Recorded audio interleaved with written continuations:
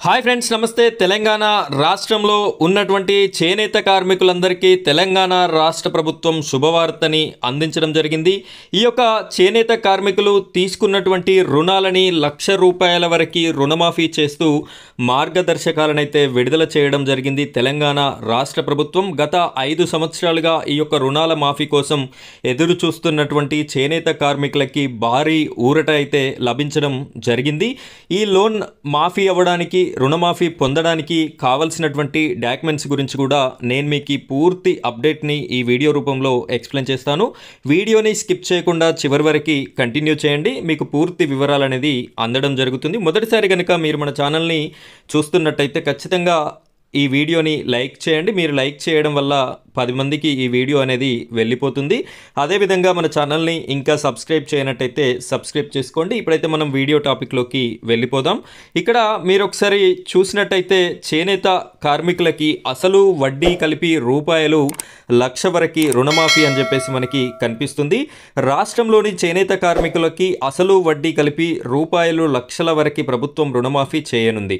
ఈ పథకం 2017 ఏప్రిల్ 1వ తేదీ నుంచి 2024 మార్చి 31 వరకు అన్ని బ్యాంకులు, జిల్లా సహకార కేంద్ర బ్యాంకుల్లో వ్యక్తిగతంగా చేనేత వస్త్రాల ఉత్పత్తి, కార్యనిర్వహణ, మూలధనం, ఇతర వృత్తి సంబంధిత కార్యకలాపాల కోసం తీసుకున్న రుణాలకే వర్తిస్తుందని రాష్ట్ర చేనేత శాఖ వెల్లడించింది. ఇక్కడ ఈ చేనేత రంగానికి సంబంధించిన అనుబంధ రుణాలని తీసుకున్నటువంటి వారికే ఈ యొక్క రుణాలైతే మాఫీ అవుతాయి అని చెప్పేసి రాష్ట్ర ప్రభుత్వం క్లియర్గా చెప్పడం జరిగింది. ప్రధానమంత్రి రోజ్గార్ యోజన చేనేత క్రెడిట్ కార్డుల కింద తీసుకున్న రుణాలను సైతం మాఫీ చేయనున్నట్లు పేర్కొంది.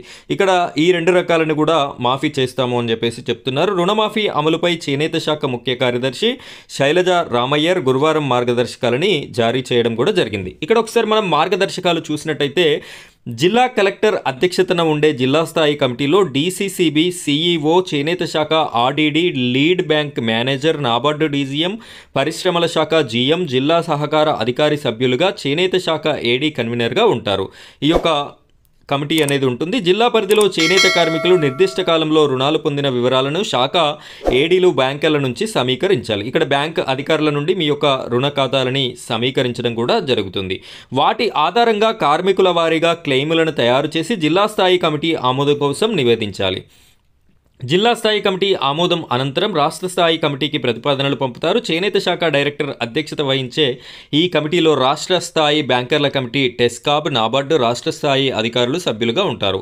అదనపు డైరెక్టర్ కన్వీనర్గా వ్యవహరిస్తారు. జిల్లా స్థాయి కమిటీ నుంచి వచ్చిన ప్రతిపాదనలను రాష్ట్ర స్థాయి కమిటీ ఆమోదించిన తర్వాత రుణమాఫీ మొత్తం ఆయా చేనేత కార్మికుల ఖాతాల్లో జమ అవుతుంది. ఇక్కడ డైరెక్ట్గా బ్యాంకు నుండే ఈ యొక్క రుణ ఖాతాలు ఎన్ని ఉన్నాయి, వారి యొక్క లోన్ ఎంత, వాటి పరిస్థితి ఏంటి అనేది కూడా తీసుకొని వాటిని జిల్లా స్థాయిలో కమిటీకి పంపించి ఆ తర్వాత రాష్ట్ర స్థాయిలో కమిటీకి పంపించి ఆమోదం తెలిపిన తర్వాత డైరెక్ట్గా మన ఈ చేనేత కార్మికుల వారి బ్యాంక్ అకౌంట్లోనే డబ్బులు పడతాయి అని చెప్పేసి ఇక్కడ మనకైతే తెలుస్తుంది.